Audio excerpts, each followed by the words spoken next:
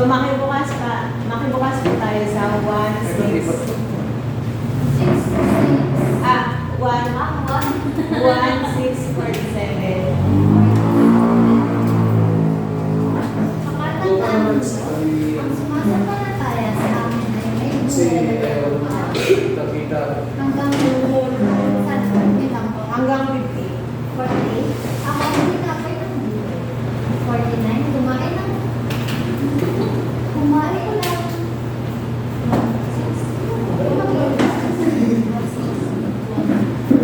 6. Kumain ng mana ang pinakamalin mo noon ilang. Ngunit sila'y namatay. 50. Narito ang tinapay na bumaba mula sa langit upang ang sino mang kumain nito ay hindi namatay. So, sabi po dyan sa 47, pakatandaan niyo, ang sumasampalataya sa akin ay may buhay na walang hanggan. Sino daw po yung magkakaroon ng buhay na walang hanggan?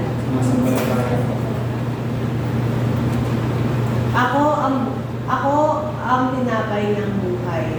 48. Pag sinabi kong tinapay ng buhay, ano po yun?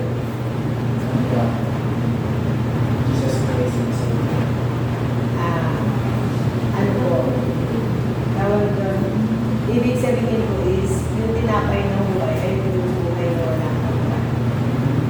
Pinadala si Kristo kasi siya yung nagbibigay ng buhay na walang hanggan. Kaya po dinidiin talaga dito yung tinapay ng buhay.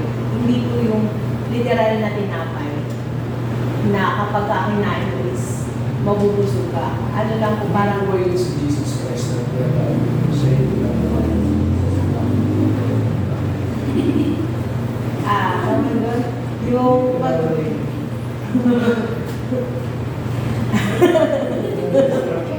Hindi sila kung natuloy ako. Yung pag sinabi mong tinapay, hindi lamang tinapay na kakainin. Yun yung buhay na, sinabi yung tinapay ng buhay is yung buhay na walang hanggan. Sinubo siya dito sa atin para siya yung magiging ilaw ng sanlibutan na lahat ng sumasampalataya is sa kanya is magkaroon ng buhay na walang hanggan.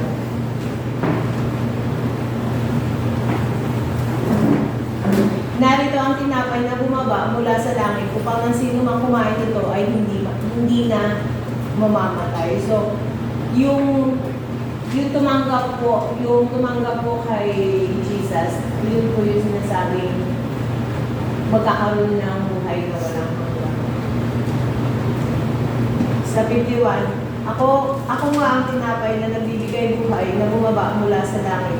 Mabubuhay magpakailanman ang sino mang kumain ng tinapay na ito.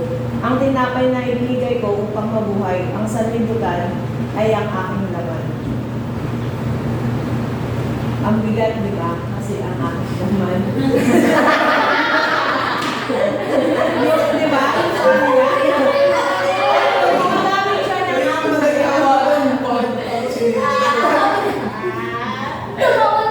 Tumawa din sila. Wala akong ginagawa. Pag may sala ako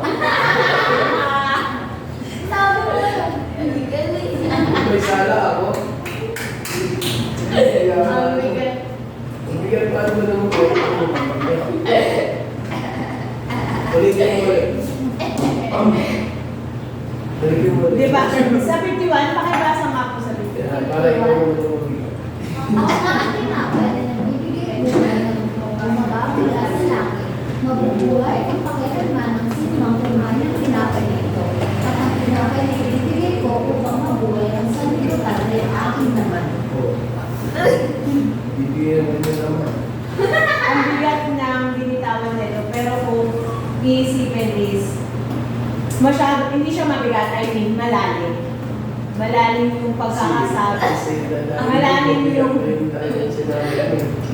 yung pagkakasabi na sinabi niya dito na siya yung bumaba upang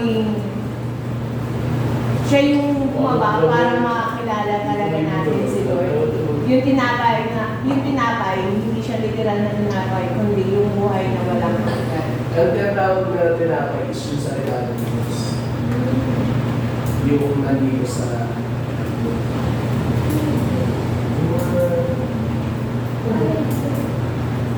yung dugo. Ano daw yung dugo?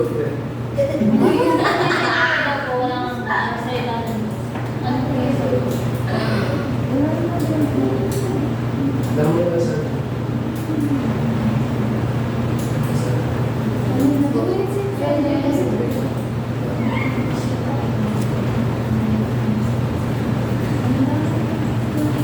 yung ano yung yung nakawala dito. Nasa ano po yun eh, nasa 55 po yun eh. Sapagkat ang aking laman ay tunay na pagkain at ang aking dugo naman ay ang tunay na ekonomi.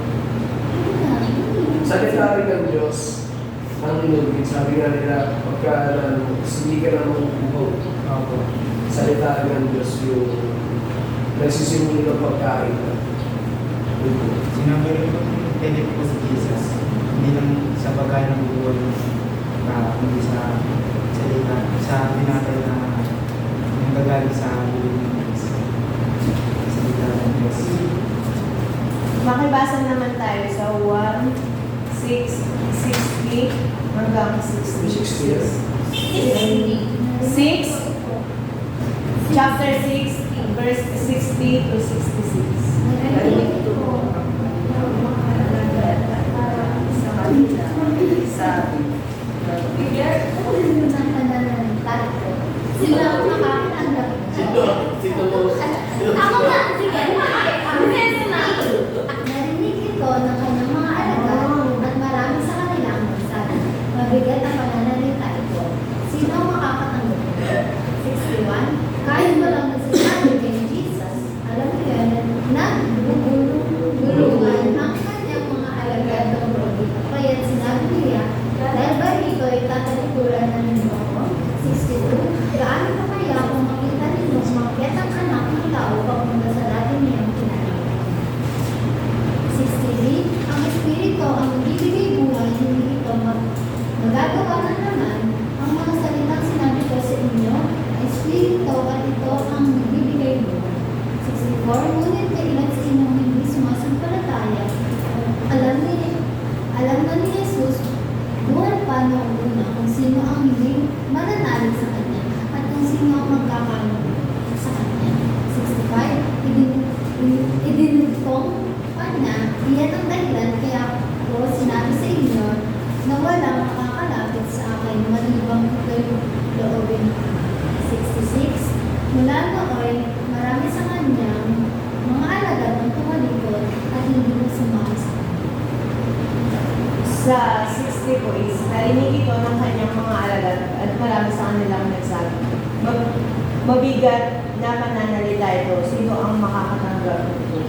So, ayun po, sa mga alagad po ni Jesus is, parang nag-ano sila, yung nagsasabi, nahihirapan sila kasi mahirap nakaturuan daw yun. Tapos,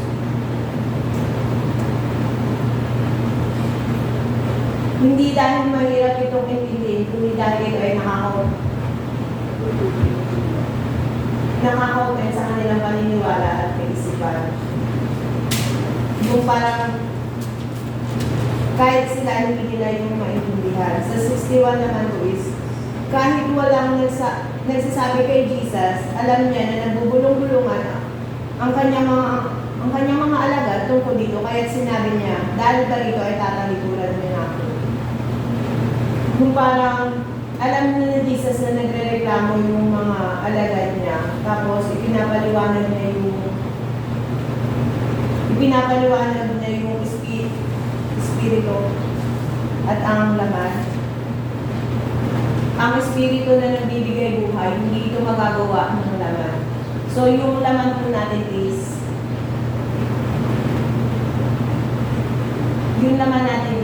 flesh lang siya, pero yung spirit natin is, ay yung nagbibigay ng buhay. For example, yung katawan natin is, dito lang yan sa mundo eh.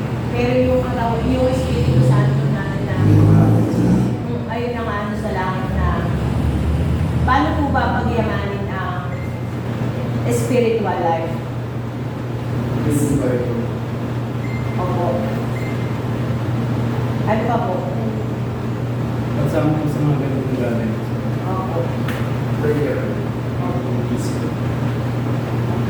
Dahil po yan ang sinabi ko, tama po. Kasi narinig ko din yung kay Pastor kanina. Yung pagyamanin ang spiritual life, paano pagyamanin sumama sa, umattend sa Sunday, palaging nasa church, tapos magpagamit ng mga talento. Ayun yung mga sinabi ni Pastor kanina. Kaya sabi ko, sakto yan sa devotion ko Tapos po, ngunit may ilan sa inyo ang hindi naman sumasampalataya. Alam ni Jesus, buhat pa nung una kung sino-sino ang hindi nananalig sa Kanya at kung sino-sino ang magkakanulo sa Kanya.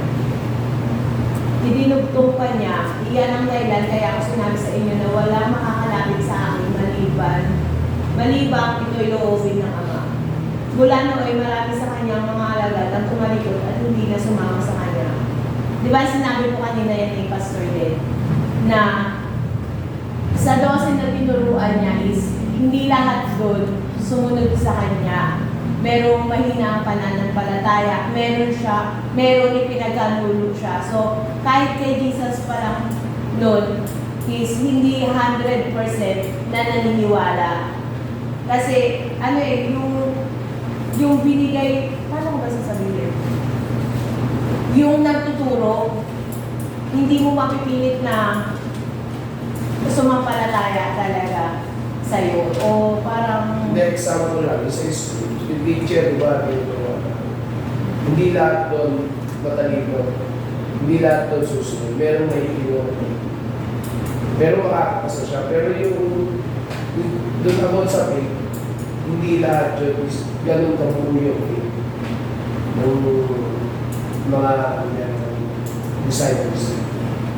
Kaya nga si Pedro, di ba? Natakot siya kay Jesus Christ no? Akala niya multo sa ibabaw ng tubig. Tapos yung nasa bangkarin sila na ang lakas ng hangin. Na yung sandali pa lang mawawala sa amin si Jesus Christ. Tinabahan. Kasi kasama ko lang sa bangka na kasama na nila pero yung faith nila hindi ko gano'n. Sakto talaga yan sa kasi nabanggit na din. Sino nga po pala yung nagkanulo sa kanya nun? Si Escalus.